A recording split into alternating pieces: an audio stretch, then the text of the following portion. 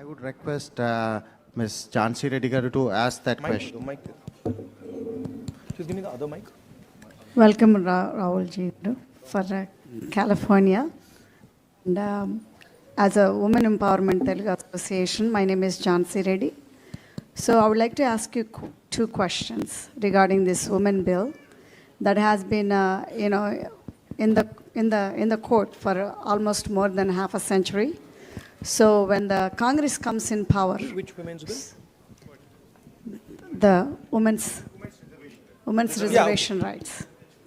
So that bill has been there for more than a quarter century. So as a Congress leader, what is your thoughts on it and how are you going to deal with it? That's of my first question. The second question is, in India, it's very hard for a woman for the safety issue. So what are we going to, offer our next generation of the girls in India? Thank you. So on the women's reservation bill, we are committed. We wanted to pass it in the last government, but some of our allies were not too happy with it, and they didn't give us the support for that bill. But I'm confident when we come to power, we'll pass that bill. I think part of the answer to your second question lies in the first question. If we empower women, if we involve women in the political system, if we give women space in the governance of the country, if we give women space in the businesses of the country, we will automatically make them safer. So I think involving them in politics, involving them in business, involving them in running the country are the way to give them power. Thank you. Thank you.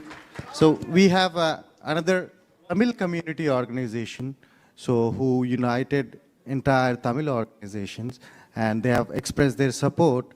So they might differ on the Congress party, but they have come here for the love of Rahul Gandhi today. So I would like to invite Mr. Pugal, if you are here. Yeah. Thank you, Sandeep. Hello, Rahul Ji. My name is Pugal Anbu. I'm the president of Indo-American Society for Science, Reason and Free Thought. I also represent Tamils who live in Bay Area.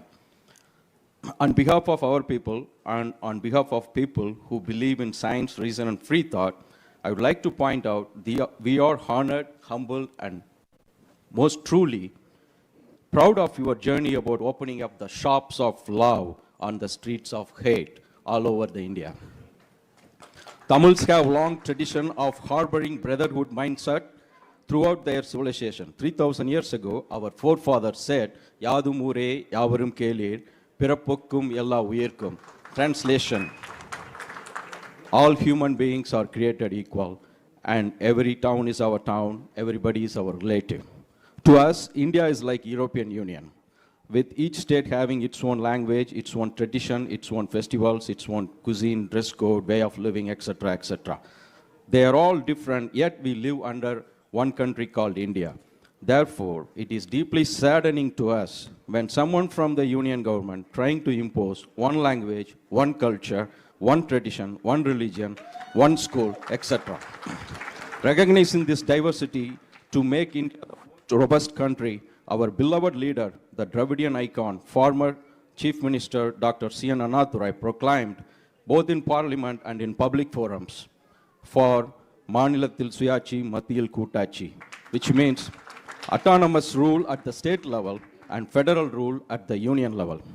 Dear Rahulji, you have studied in America and you have traveled within United States extensively, and you know much better than anyone else in this room that America is the best example of federalism. Each state has its own constitution, its own Supreme Court apart from federal laws. Whereas in India, Congress party did have its own share of problems in the past. But the times have changed. The new thinking has emerged, and you are the epitome of the new thinking. You are the beacon of hope and the streets of hate in India. Therefore, my question to you is that, like United States of America, what's your thought on making India as a true United States of India? Thank you, Ji. If you read our constitution, the definition of India in the Constitution is a union of states. And within our Constitution is the idea that the languages, cultures, histories of each one of our states has to be protected under the union. So what you're talking about is already incorporated in our Constitution. It's already there. The BJP and the RSS are attacking that idea that you mentioned and also the Constitution of India. That's the fact. Now, for me personally,